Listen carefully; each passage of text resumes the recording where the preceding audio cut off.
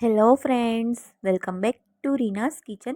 આજે આપણે બનાવીશું કાઠિયાવાડી ઊંધિયું. દરેક જગ્યાએ ઊંધિયું બનાવવાની રેસીપી અલગ અલગ હોય છે, પણ આજે એકદમ સરળ રીતે લગ્ન પ્રસંગોમાં બને એ જ રીતે એવા જ સ્વાદ સાથે આ ટ્રેડિશનલ ઊંધિયું ઓરિજિનલ સ્વાદ સાથે બનાવશું, બધી જ ટિપ્સ સાથે અને સિક્રેટ મસાલા અને ગ્રેવી સાથે બનાવશું. તો ચાલો રેસીપી જોઈ લઈએ.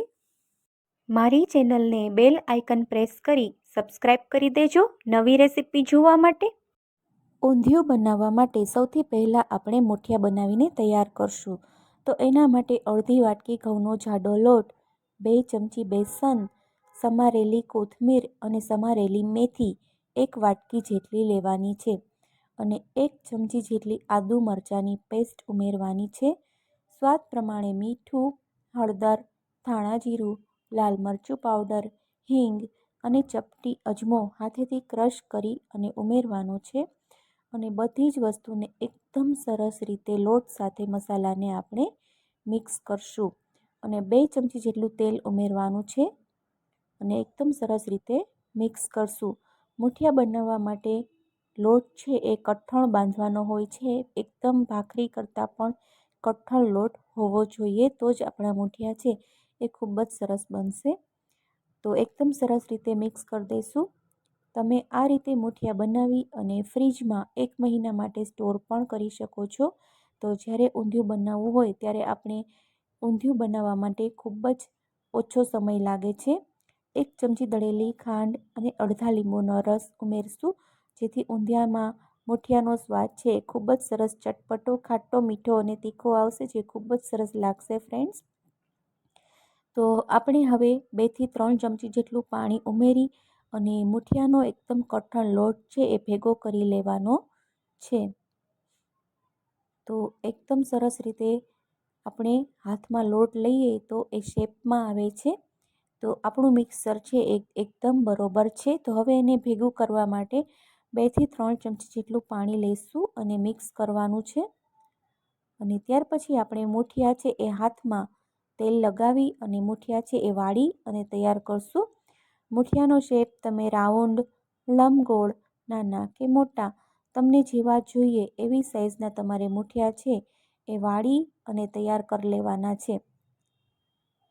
તો ઊંધિયા શાકમાં મુઠિયાનો સ્વાદ મેઇન હોય છે. તો આ મુઠિયા બનાવવામાં જરા પણ ભૂલ ના કરવી. આ જ રીતે મુઠિયા બનાવજો ફ્રેન્ડ્સ, ખૂબ જ સરસ લાગે છે.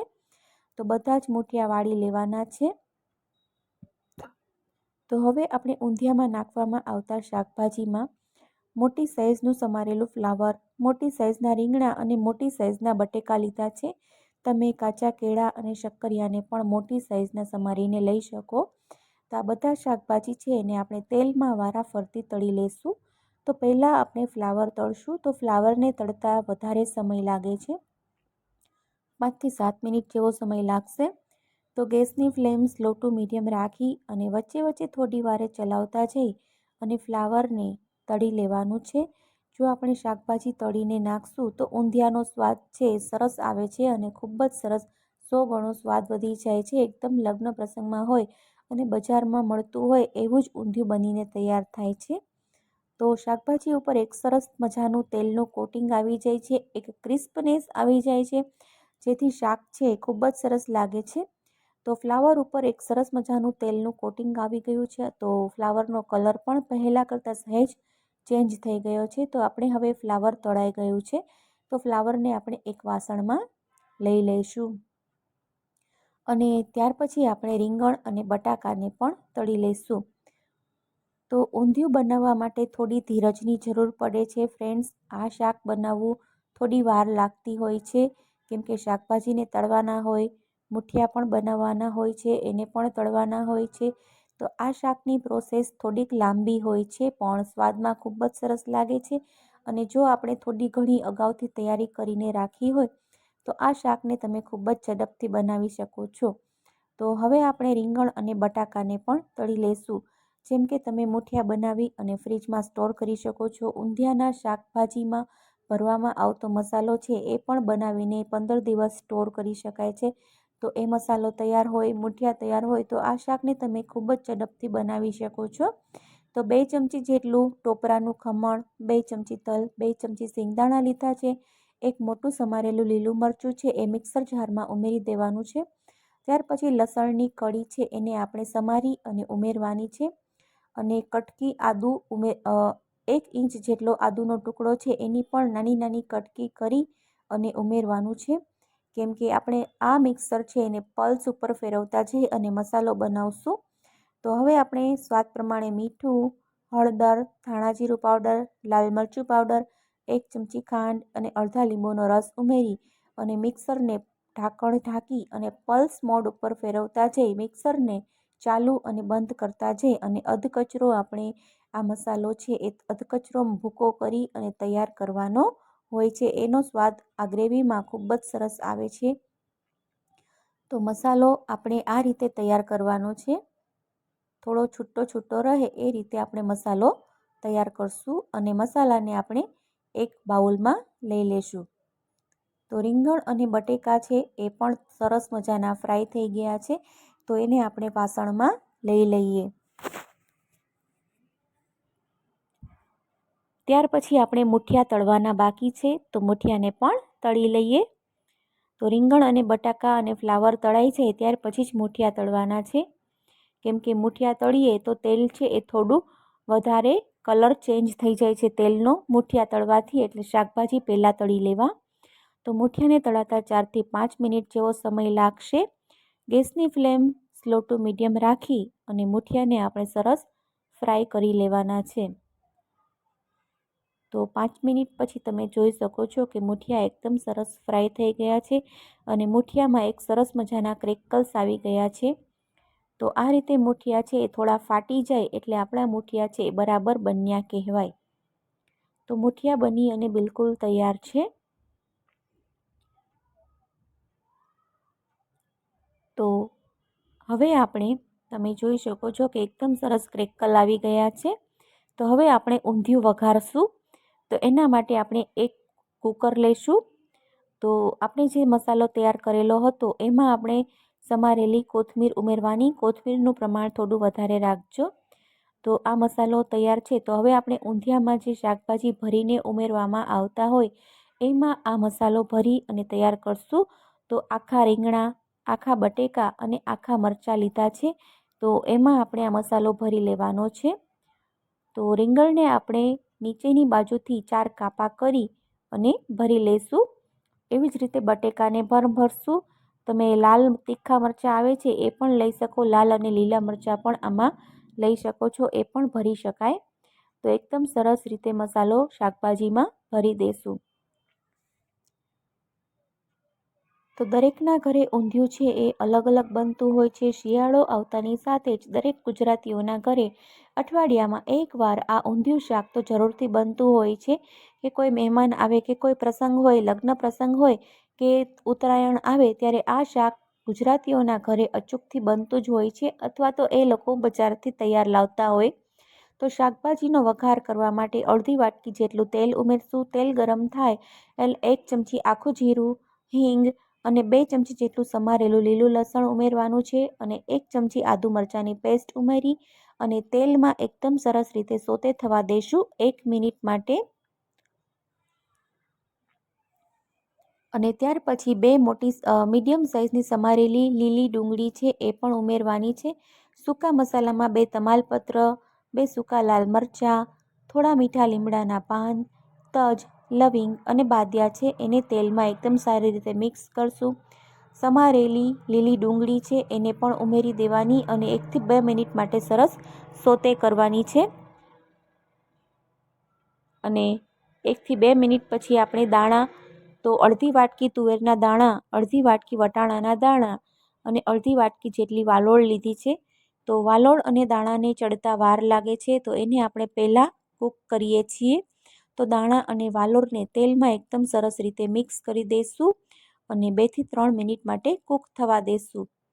અને તેલમાં એકદમ સરસ રીતે વાલોળ અને દાણા કૂક થઈ જાય ત્યાર પછી 2 થી 3 ટમેટાની પ્યોરી, 2 ડુંગળીની પ્યોરી છે એ ઉમેરી દેવાની છે અને એકદમ સરસ રીતે મિક્સ કરી દઈશું. અને સાથે એક નાની સમારેલી હળદરનો ટુકડો હતો એને આપણે ખમણીને ઉમેરી દેવાનો છે. તો આ રીતે આપણે ગ્રેવીને એકદમ સરસ રીતે મિક્સ કરી દઈશું.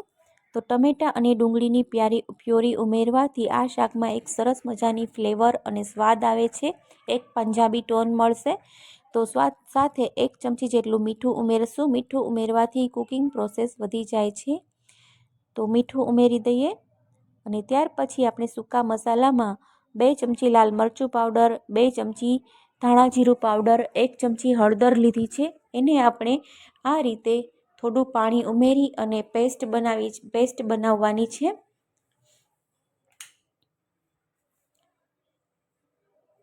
તમારે આ રીતે મસાલાની પેસ્ટ ના ઉમેરવી હોય તો તમે ઉપરથી જ 2 ચમચી લાલ મરચું પાવડર, 1 ચમચી ધાણા જીરું, 1 ચમચી હળદર છે એ ઉમેરી દેવાની શાકમાં. તો આ રીતે આપણે પ્યોરી કરીને ઉમેરીએ તો શાકમાં છે એ મસાલા બળશે નહીં અને શાકનો કલર એકદમ લાલ જ જળવાઈ રહે છે. તો મસાલા પ્યોરી ઉમેરાઈ જાય ત્યાર પછી થોડી સમારેલી લીલી મેથી છે એ ઉમેરવાની છે. જો લીલી મેથી ના ઉમેરવી હોય તો તમે ચપટી કસૂરી મેથી પણ હાથેથી ક્રશ કરી અને ઉમેરી શકો છો. તો હવે આપણે આ ગ્રેવીને 5 મિનિટ માટે એમનેમ કૂક થવા દઈશું. તેલ ઉપર આવી જાય ત્યાં સુધી આપણે કૂક થવા દઈશું. તો તમે જોઈ શકો છો કે 5 મિનિટ જેવો સમય થવા આવ્યો છે અને તેલ પણ ઉપર દેખાઈ રહ્યું છે. તો હવે આપણે જે શાકભાજી ભરીને તૈયાર રાખ્યા હતા એ ઉમેરી દઈશું. કેમ કે વાલોળ અને દાણાને આપણે થોડા ઘણા કૂક કરી લીધા છે અને બીજા શાકભાજી પણ તળાઈને થોડા ઘણા કૂક કરી લીધા છે. આપણે રીંગણ અને બટેકાને કૂક નથી કર્યા. તો એને આપણે નીચેની બાજુએ કૂકરમાં આ રીતે ગોઠવી દેવાના છે જેથી એ સરસ રીતે કૂક થઈ જાય. હવે આપણે જે ઊંધિયામાં ભરવાનો મસાલો હતો એ મસાલો શાકભાજી ભરેલો મસાલો છે એ શાકભાજી ઉપર આ રીતે આપણે પાથરી દેવાનો છે. અને એ લેયર થઈ જાય ત્યાર પછી આપણે જે તળેલા શાકભાજી રાખેલા હતા એનું પણ લેયર ઉપર કરી દઈશું અને જે વધેલો મસાલો છે એ આ રીતે ઉપર પાથરી દઈશું જેથી આ મસાલો છે એ શાકભાજીમાં બધી બાજુએ અને બધા શાકભાજી ઉપર એક જ સરખી રીતે આવી જાય અને શાકમાં એકદમ સરસ રીતે મિક્સ થઈ જશે. તો હવે આપણે 2 થી 3 મોટી સાઇઝના સમારેલા ટમેટાં ઉમેરશું. ત્યાર પછી આપણે જે તૈયાર કરેલા મુઠિયા છે એ ઉમેરી દેવાના છે.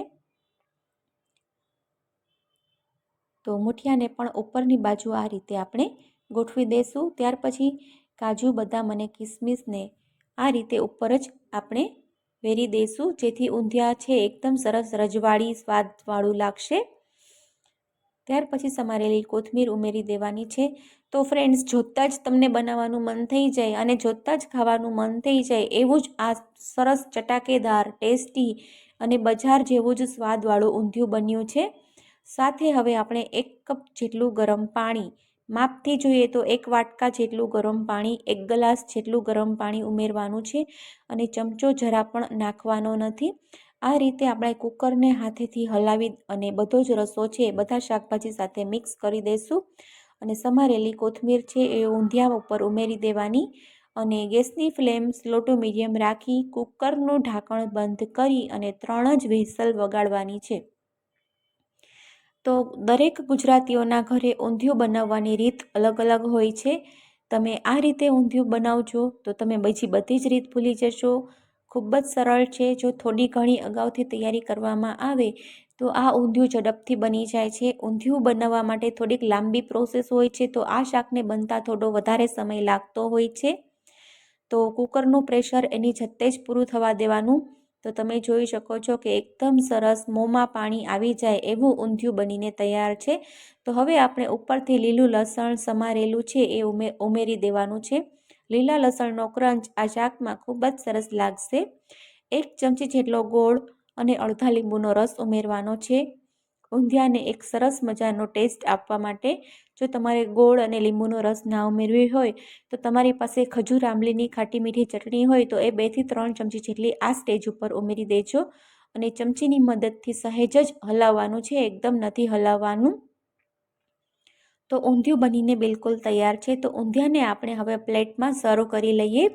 ઊંધિયું પ્લેટમાં સર્વ થઈ જાય ત્યારે આપણે ઊંધિયા ઉપર ઝીણી સેવ, ડ્રાય ફ્રૂટ્સ અને કોથમીર અને લીલા લસણથી પ્લેટ ઉપર આપણે ગાર્નિશ કરી શકાય છે. તો ફ્રેન્ડ્સ, આજની આ રેસીપી સારી લાગી હોય, ઊંધિયાની રેસીપી સારી લાગી હોય તો વિડીયોને લાઇક કરી દેજો, કમેન્ટ કરી દેજો, તમારા ફ્રેન્ડ્સ અને ફેમિલીમાં શેર કરી દેજો અને બાજુમાં આપેલું ઘંટડીનું બટન દબાવી અને યુટ્યુબ ચેનલ રીનાસ કિચનને સબસ્ક્રાઈબ કરી દેજો. સબસ્ક્રાઈબ કરવાનું તો ભૂલતા જ નહીં અને કમેન્ટ્સ કરવાનું તો ભૂલતા જ નહીં. હું તમારા બધાની કમેન્ટ્સ રેગ્યુલર રીડિંગ કરતી રહું છું, આન્સર આપતી રહું છું. અને જો તમે ફેસબુકમાં જોતા હોય તો ફેસબુક પેજ ઉપર આપેલું બ્લુ બટન છે, જે ફોલોવાળો બ્લુ બટન છે, એ પ્રેસ કરી અને પેજને ફોલો કરી દેજો નવી ટેસ્ટી, હેલ્થી અને સરળ રેસીપી જોવા માટે. તો હું રીના ફરી મળીશ નવી રેસીપી સાથે. Thank you for watching. Bye bye.